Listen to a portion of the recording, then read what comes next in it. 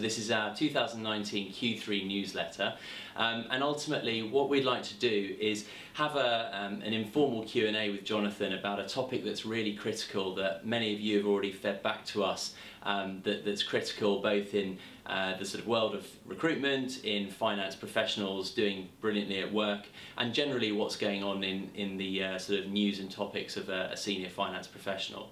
And that's very much going to be talking about the role of a finance business partner and seeking Jonathan's opinion on that and how that has worked for him, not only in his current business but also in his career to date. So enough about me. I'd love to ask Jonathan just to introduce himself and give you a bit of background as to where he is and where he's come from.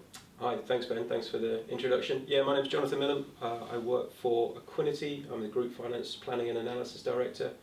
I've worked for Equinity for 2 years. I've been in industry for around 20 years. Before Equinity I worked for American Express, and before that British Airways. I've looked for companies that are multinational, that are in and around the centre of the global economy, and look for businesses where I really get to continue to learn and develop in the roles that I'm doing. The roles that I've undertaken over the last 20 or so years have typically been on business planning and reporting of financial results, on financial analysis, but I've spent quite a lot of time working with business partners on decision support and doing commercial finance work as well.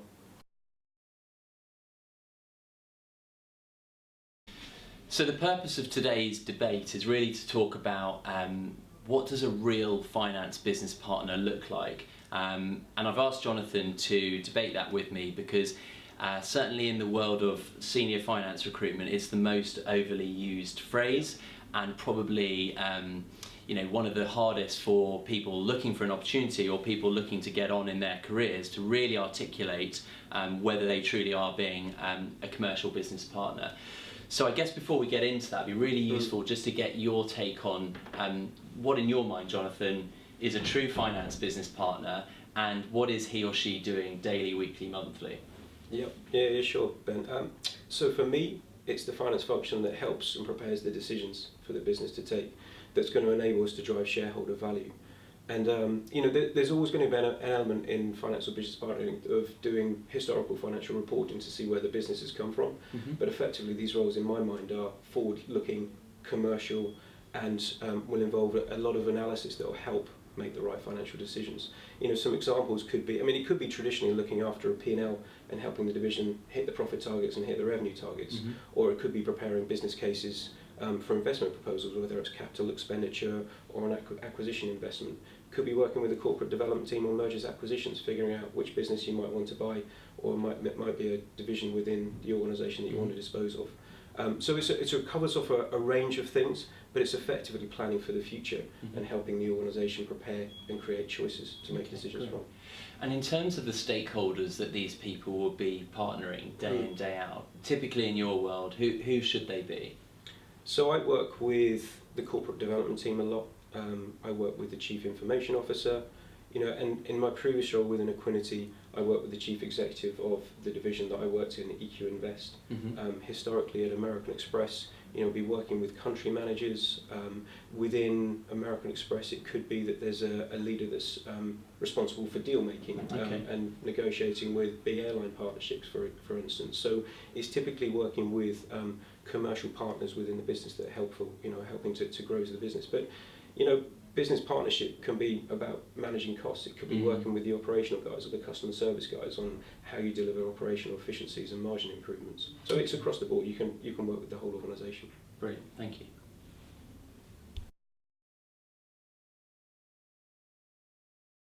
So we've looked at what you think the business partner is doing daily from a sort of roles and responsibilities perspective. Yeah. If you're thinking more along the lines of key skills, what would you say epitomise a true business partner from that perspective? Yeah, sure. There's 4 for me, Ben. The first one's financial analysis, influencing communication skills and then driving results as well. So if we take them one by one, financial analysis, for me it's taking data and turning it into information.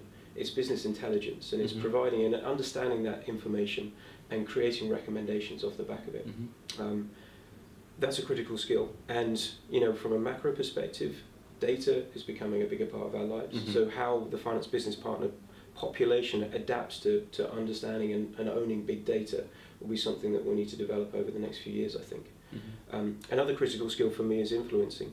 So it's one of those areas where it requires a big investment in time to work with your business partners and build trust, build credibility, and to understand the business, have that commercial acumen. And once you start to have that credibility, the trust, you have the commercial acumen, then you can really start to influence and have a seat at the table with the business partner themselves. Now, we obviously look at a lot of information within finance, so a critical skill is how we communicate that to our business partners as well. I think it's really critical that we have a few clear key messages, that we present numbers in an easily understandable way, and that we provide context to some of the work that we're doing as well. And if you think about how you might want to present financial information to a business partner as well, you've got to kind of know your story. You've got to have the 30-minute view or maybe the 2-minute view. Yeah. You've got to really understand and be able to zoom into the detail or zoom out from a headline perspective. And I think one of the other things is you've got to say what you really feel and be honest about what you think about the information that you're presenting. Yeah. So you do the financial analysis, you influence someone so they're listening, you present the financial information. The final piece for me is driving results. So you've got to take personal accountability. You come up with a recommendation, you've got to make sure that the organisation sees it through, and then you're driving results to get the thing done that you've set out at the beginning.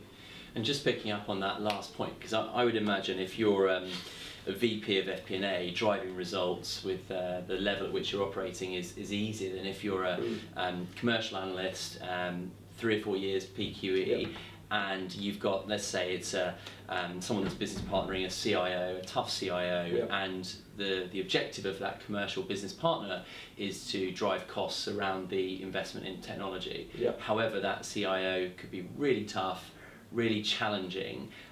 Being a true business partner, listening to you, is about communicating and getting the story right for him or her as that stakeholder. But driving results, how does a 3-year PQE type individual really do that with that tough stakeholder in your experience, either looking at yourself back in the day or perhaps people that you've hired who've done incredibly well in that position? Yeah, it's a good question, and it's never easy. That's the final piece, I think, is actually making the difference and actually getting some change in the P&L, whether it's extra revenue or less cost from the recommendations you're making. I think you kind of need to get a number of stakeholders and a different number of audience involved in the decision making. I think it's important that you spend time with your boss, getting them on board, and it's important that you kind of maybe pick off a couple of key individuals that can help drive your decision making through the organisation as well. Make sure that they're on board. Make sure if you're presenting to a broader audience that maybe you spend a couple of minutes talking to the people that are going to be in that are going to be influencing decision making within that team on board at the beginning, so that they have the questions answered before you get there. But it's being a little bit dogmatic as well, and just keep insisting and keep pushing. It's really interesting. You talk about not being a yes man or woman in that role as well. I certainly think, from my perspective, when I meet candidates, clients alike, the true business partner, from my experience, is the person that has the sort of get up and go, the ability to stand up and say, actually, that doesn't work, and really challenge those numbers appropriately. You talked about communication, but from a sort of true business partner perspective, I think if you're able to in the right manner challenge appropriately, that adds massive value. And you can think of countless people that may have worked with you in the past who've actually not been shy of credibly putting that argument towards you or a stakeholder at your level. I think that really helps people at a slightly more junior level take confidence that actually that's what the business requires. They don't want a yes person. They want someone that's going to really work with them and know the business inside out to provide that commercial analysis you talk about. Yeah, I think so, and that comes back to the influencing piece for me. It's being credible, understanding your numbers, understanding the business, so you can talk around those different pieces. And if you are challenged on a number or an area, you have the answer, you have a solution, and that then gives the credibility and the trust in the business partner that they'll then listen to the recommendations you're making. And the analytical piece, I think, is critical whenever we meet individuals who are talking about being a finance business partner.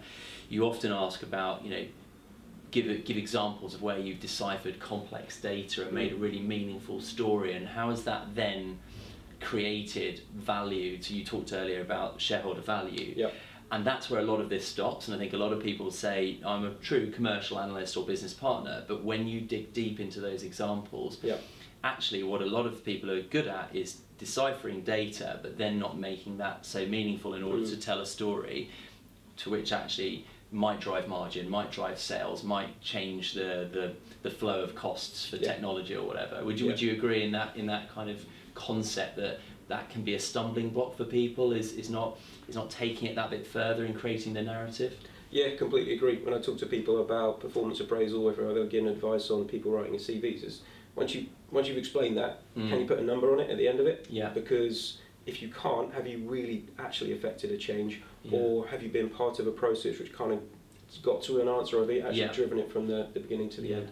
That's a really good point, and that's what we typically would advise people, when they're drafting CVs or when they're talking at interview, is articulate what difference that's really made. And even yesterday, I was with someone who was talking about being incredibly commercial, but when I put him under the microscope, it was really hard to be able to say, actually, I've made a huge financial difference to this business. Done amazingly well cleaning up reports, putting in internal controls, new systems.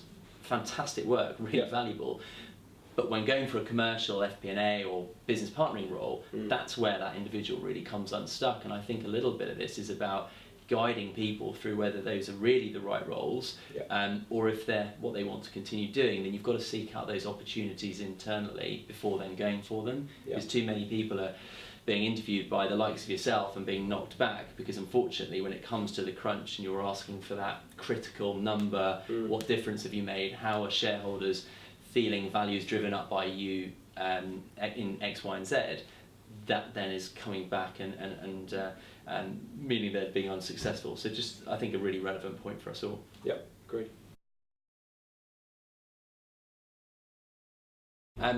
I think what most people will be really interested to hear from you will be around the sort of softer characteristics and the sort of emotional capital that people should be displaying in order to be successful, both in role and then thinking from a recruitment perspective, what skills should I be polishing to be more successful? Yeah, sure. For me, there's a few. Curiosity is one. If you work for an organisation and there's a part of the business that's doing really well, why is it doing really well? There's a part of a business that isn't doing so well. Why isn't it doing so well? Yeah. Do you understand your organisation's product, strategy, culture? What's the competition doing? If you think about staying current in your current role, what's shifting in the finance industry? What are the new skills that we need to learn? And even from a macroeconomic perspective, what's going on in the world? So I think having curiosity is really important. Resilience is another thing for finance. Some people say that there's only one team less popular than finance, which is the risk organisation. But for me, if you think about resilience, it's having toughness, and it's the capacity to overcome difficult situations. If you have to tell your business partner the numbers don't stack up, or if you're telling your business partner the numbers are off track and you're going to have to take actions that they don't want to do to get back on track, they're difficult conversations to have. So having resilience will help you get there. And then the final one is connectivity. So, get to know people in the organisation at all levels within the organisation, understand how it works and who works there and what they do. And also spend a little bit of time understanding and speaking to people outside of the organisation to have a broader perspective as well. I'd be interested, Ben, to hear from you. What do you think? What do you hear from recruiters, from hiring leaders, as to the kind of skills and characteristics that they want? So I'd definitely say the connectivity piece is really interesting. So when I walk around an office, a business that I go and see, it's really interesting to see how that business leader is perceived by his or her teams around them. I had a really fascinating meeting with the CEO of a local engineering company here in Crawley, and he knew absolutely everyone's name. And they also, from the sort of bottom of the rung to the board, were really comfortable saying, "Hey Chris, how you doing?" It was really impressive how he created a culture of excellence and true sort of inclusiveness. Many CEOs will sit in their corner, and I think if you take that down a step to a head of finance business partnering or a commercial analyst, whatever that role might be, it's being, I really love that word you've used, connected. But if you are in a large organisation and you've got a very clear stakeholder, it might be the marketing team, or in a small business where you just need to know everyone, I think it's really evident actually if you think about walking around that room, that department, that business, and thinking, do I know people? Do I know them personally? Yes, I sit in that project meeting week after week, but I actually don't know anything about them. And one of the greatest examples I had was when I was recruiting a CFO for a massive retailer, and the most challenging stakeholder for that business was a retail director who she had grown up with a business. She joined at 16, she was in her late 40s, and she was described as sort of an ice queen. And they had been through CFO after CFO because this individual previously would just never really get under the skin of her drivers and her personality. And the person that I placed in that role saw this in a really, really simple way and just grabbed her and said, look, come and talk to me. Tell me why I'm the 5th person in 8 years. Come and tell me what the challenges are. And that was also met with, having met you for an hour, I would argue a lot of them find you incredibly intimidating. Has anyone ever said that? To which she said no. You know, because people didn't feel comfortable being connected on a personal level to her. And 4 years on, that person's doing an amazing job and has an amazing business partnership with that retail director who, frankly, I don't think if they'd taken the time to really get under the skin would ever have been successful. So for me, that's a critical one. Just emotional intelligence is absolutely huge. I've recently qualified as an emotional intelligence coach, and so I'm looking into this even more so. It's fascinating, and the key issue here is that people don't really understand how they're perceived. That would be the key one for me, is anyone thinking they know what others would say about them is probably a little way off. And ask them and find out. And how few people really ask that question and seek out guidance and, you know, ask for feedback. So that links in nicely with your curiosity piece about what's a true business partner, is someone that has demonstrable emotional intelligence, and if they don't have it, seeking out opportunities to develop it, and secondly, someone that has oodles of initiative, someone that seeks out challenges. A really good example would be someone that has identified issues in a business, challenges in the numbers, whatever it might be, and walks up to you and doesn't say, by the way, Jonathan, there's a massive hole in our numbers, what should we do about it? There's a massive hole and I've already gone and talked to these 3 key people. I've got a plan, can I just run it past you? And I would imagine as a hiring leader, or that being your number 2, you would be, that's proper business partnering for me. Yeah, absolutely. And that last point, I couldn't agree more with. You know, I speak to my boss obviously a lot, the CFO of Equinity, and that's his challenge back to me and back to my team and the ones that I place back to them. If you identify something, what are you doing about it? Or how are you trying to drive a resolution to it, rather than looking back to somebody more senior and saying, well, what should we do?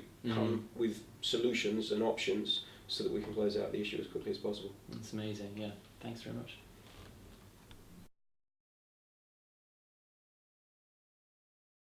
So if I wanted to be a finance business partner in 5 years' time, what do I need to think about to keep me current, ahead of my peers, and continuously adding shareholder value? Yeah, sure. I think about 3 things. The world is becoming more data-driven.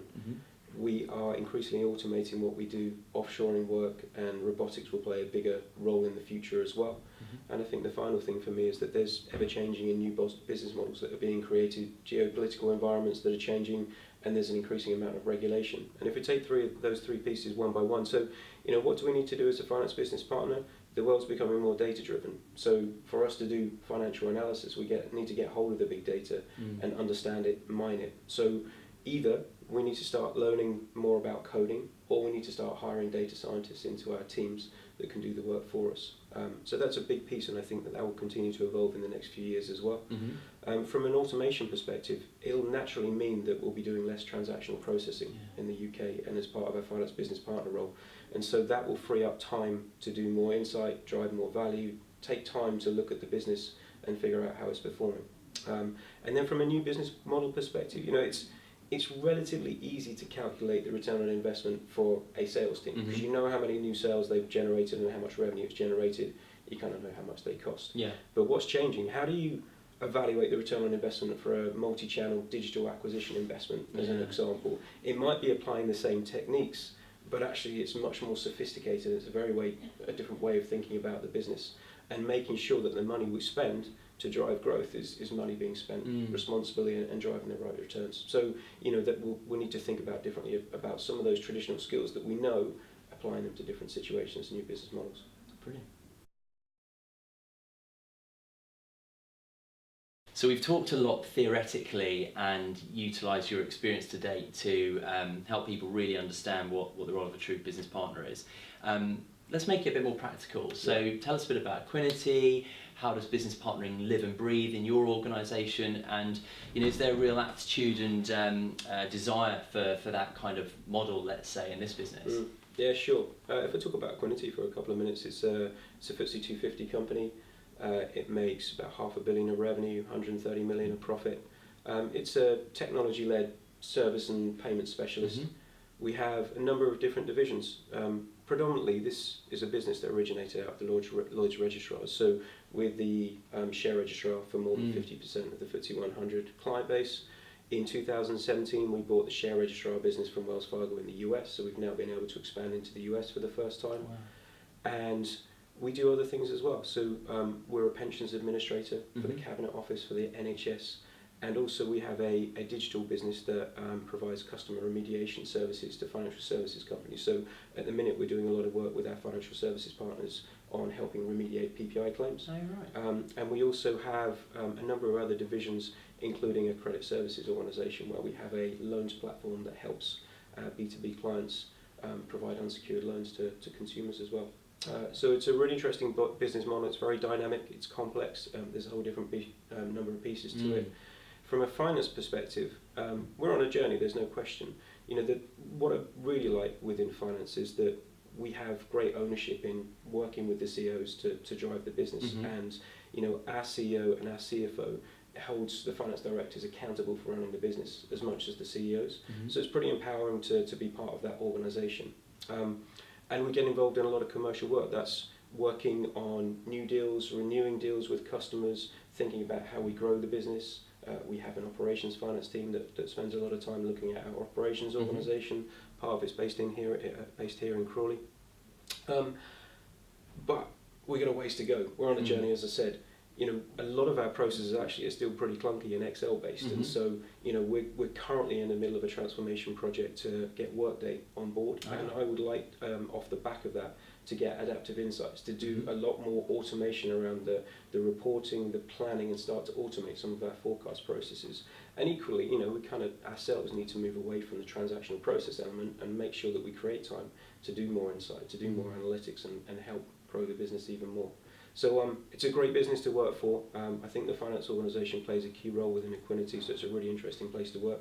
We've definitely got a ways to go. Brilliant.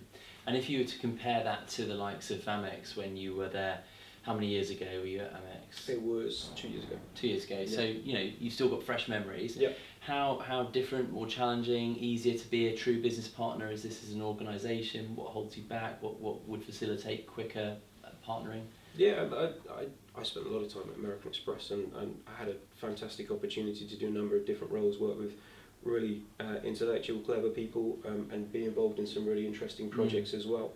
The reason that I moved to Equinity was because I wanted to move to a UK-based organisation. Okay. I wanted to be a little bit closer to the decision making, and move to a smaller company. With American Express, it's a massive organisation, clearly, hugely successful, very, very successful.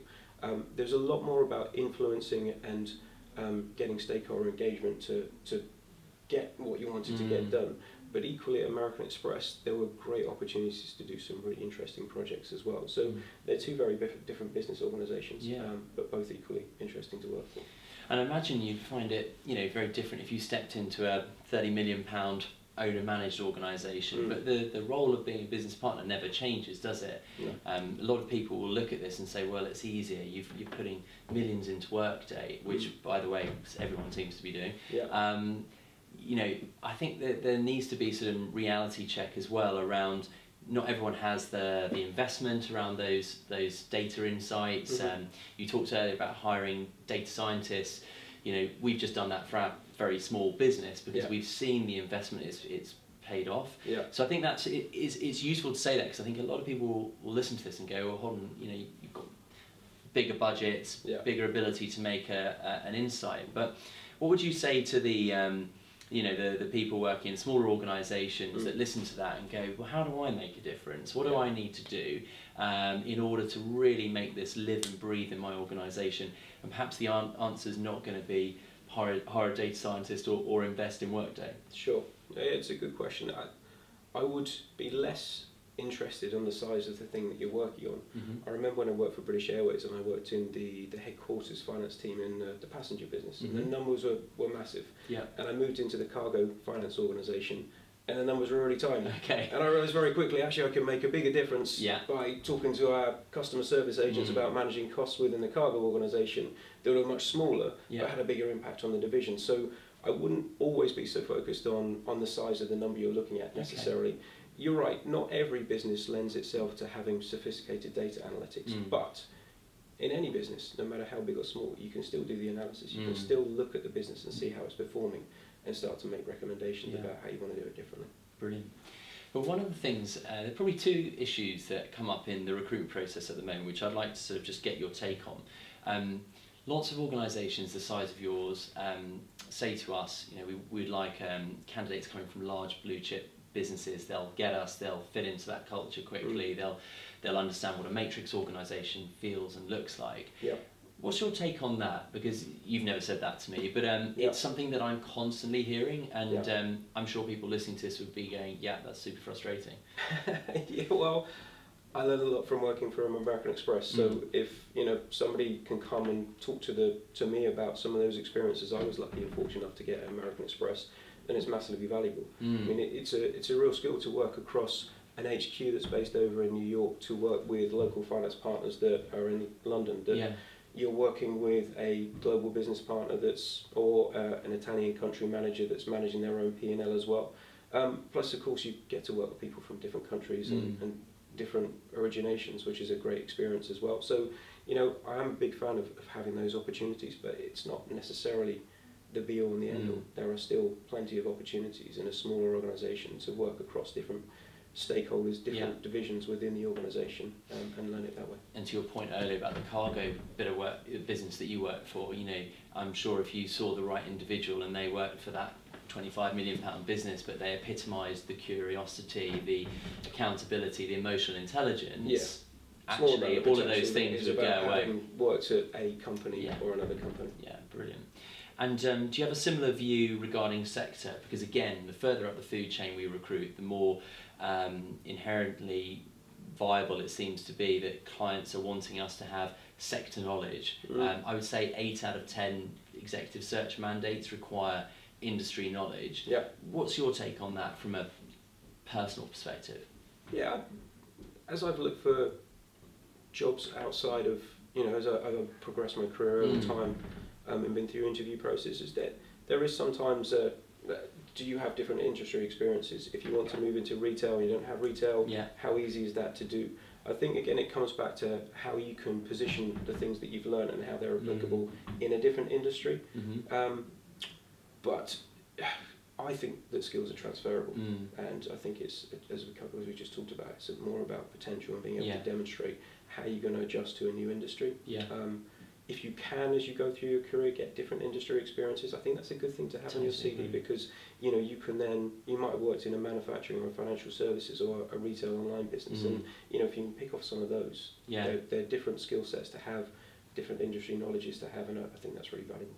It's really good to hear, because I think that will certainly leave people upbeat. It's probably the biggest bugbear in the recruitment sector at the moment, and something we're on a sort of crusade to try and change. Totally in agreement with everything you've just said. Thank you so much for all of that. I think we've really covered a lot, but I think you've definitely sort of blown the cobwebs off what people think a business partner is, and we've talked about experiences people should have, the softer skills, the sort of characteristics that they should be embodying if they were going for a role or just trying to be even more successful in that. So I hope that's been really valuable to everyone listening to that, and I for one would love to thank you so much, and great to debate this with you. Thanks so much. Enjoyed the conversation. Cheers. Thank you. Thanks.